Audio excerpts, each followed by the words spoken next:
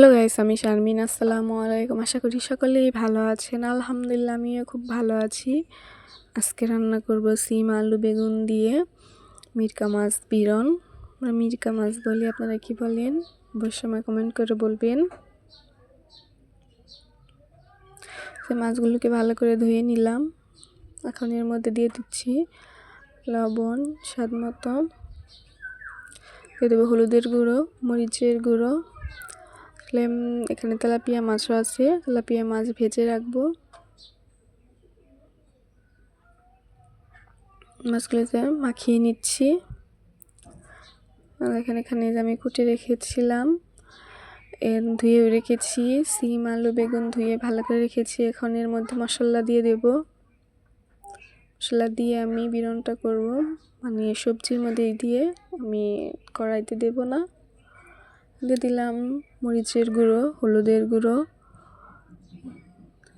আদা রসুন বাটা, স্বাদ মতো লবণ দিয়ে রেখে দিলাম। এখন এই যে কড়াইতে তেল দিয়ে গরম হয়ে গেছে। এখন আমি এই যে মাছগুলো দিয়ে দিচ্ছি।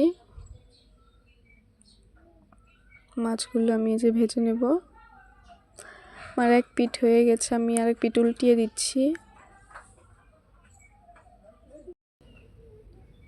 দেখা যাচ্ছে শারমিনের ডেইলি ব্লগ কীরকম লাগে অবশ্যই আমাকে কমেন্ট করে বলবেন। সবাই আমার চ্যানেলটাকে সাবস্ক্রাইব করবেন, লাইক করবেন, শেয়ার করবেন, আমার পাশে থাকবেন। আমি যেন আরও সামনের দিকে এগিয়ে যেতে পারি, আমি আপনাদের পাশে থাকব। আমার মাছগুলো ভাজা হয়ে গেছে, আমি মাছ নামিয়ে নিয়েছি।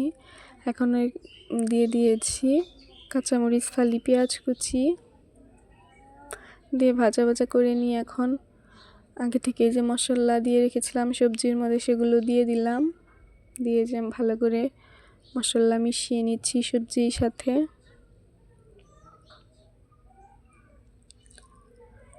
আমি ঢাকনা দিয়ে ঢেকে দিয়েছিলাম, আমি হালকা একটু পানি দিয়ে দিয়েছিলাম। যে ঢাকনা গুছিয়ে আবার নাড়াচাড়া করে নিচ্ছি। এখানে আবার ঢাকনা দিয়ে দেব, ঢাকনা গুছিয়ে নাড়াচাড়া করে নেব। এরকম করে আমি যে এভাবেই আমি এই যে বিরনটা রান্না করে নেব। ঢাকনা দিয়ে দিয়েছিলাম, এখন আবার আমি ঢাকনা গুছিয়ে নাড়াচাড়া করে নিয়ে এখন আমি মাছগুলো দিয়ে দেব।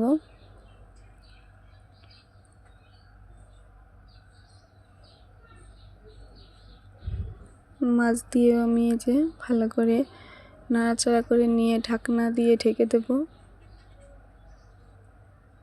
আর আমি ঢাকনা গুছিয়ে নাড়াচাড়া করে নিচ্ছি।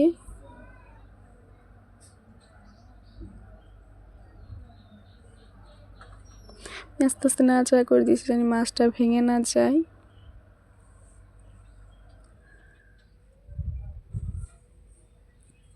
আমার রান্নাটা যে প্রায় হয়ে গেছে, এখন আমি রান্নাটা নামিয়ে নেব। দেখেন ফাইনাল লুক এরকম হয়েছে। কার কাছে কীরকম লেগেছে অবশ্যই আমাকে কমেন্ট করে বলবেন। আজকে পর্যন্তই, সবাই ভালো থাকবেন। আল্লাহ হাফেজ।